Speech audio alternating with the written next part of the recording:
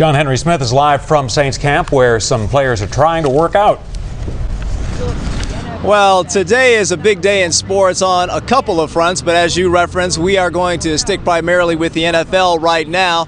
We are at Saints camp the day after a Minnesota judge ruled that the now almost 2-month-old NFL lockout should be lifted. And as a result, there have been reports coming in across the country of NFL players showing up at NFL facilities trying to see if management would let them in.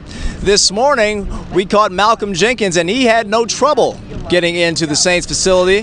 He drove right through the gates to the parking area and eventually walked into the facility for about 15 to 20 minutes. Now, when he drove out, Jenkins told me about his visit. Everything's cordial. You can still talk. It just, depends on the context of what you're talking about.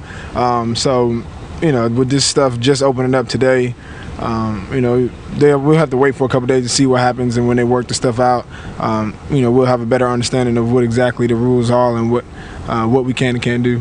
What's your feeling about this ruling? Do you feel like this was what the players have wanted all along, or did it not meet your expectations? What do you feel is going to happen? It'd be more defined in a couple of days. I mean, this is definitely a step toward what we wanted to, is just to get the lockout off, and now we can, hopefully go back to work soon. But until we really figure out what's going on within the next couple of days, it's still kind of unknown. Do you know if any other players have come in or are coming in? No, I think I was the only one, and I just got done working out down the street, so I just figured I'd stop by and see what was going on.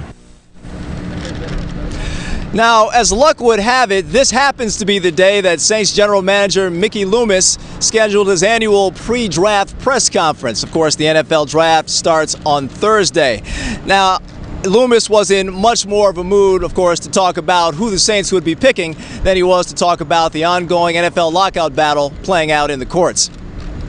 I've got the misfortune of scheduling this the day after the ruling yesterday, so I want to start out by saying that I'm not going to make any comments about the litigation or offer up any opinions about that. I know you have questions about it, but it's really not my place to make comments about that.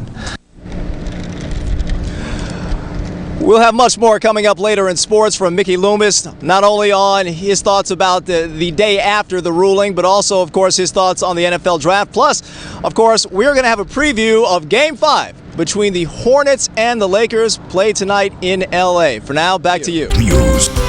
Big blow to LSU. I guess Zach Lee just couldn't say no to the money, huh? And not many of us could say no to that type of money. He got a lot of it. Despite welcoming in 18 new players, LSU baseball coach Paul Mainieri was talking a lot today about the players he lost to Major League Baseball yesterday. A day he referred to as, quote, a bloodshed, unquote. One of those players was a guy who LSU football coach Les Miles was counting on too. At LSU Football Media Day, freshman phenom Zach Lee sounded determined to live his dream of pitching and quarterbacking for LSU. I'm here unless something drastic changes, which I don't really think it's going to. But it did change when the LA Dodgers made Lee a $5.25 million offer to pitch for them instead of for LSU. He signed the deal Monday night. Certainly was an opportunity that he could not pass up. We understand that. We say goodbye and let's move on. Zach Lee's going to have a big bank account, but he's not going to have the experiences that all these kids are going to be in the program are going to have. And I kind of feel sorry for him, quite frankly. Coach Paul Mainieri says he's not feeling sorry for his program, despite the expected loss to the majors of pitcher Anthony Renato and the more surprising loss to the pros of two talented outfield prospects Monday, in addition to Lee. I would have loved to have Zach Lee be a part of our program, I promise you.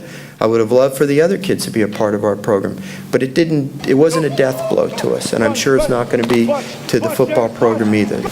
We had a responsibility to some other guys there. The T.C. McCartneys and the Barrett Baileys will be backing up at this point, and they get some new enthusiasm and energy, and both guys are talented enough to give us some depth.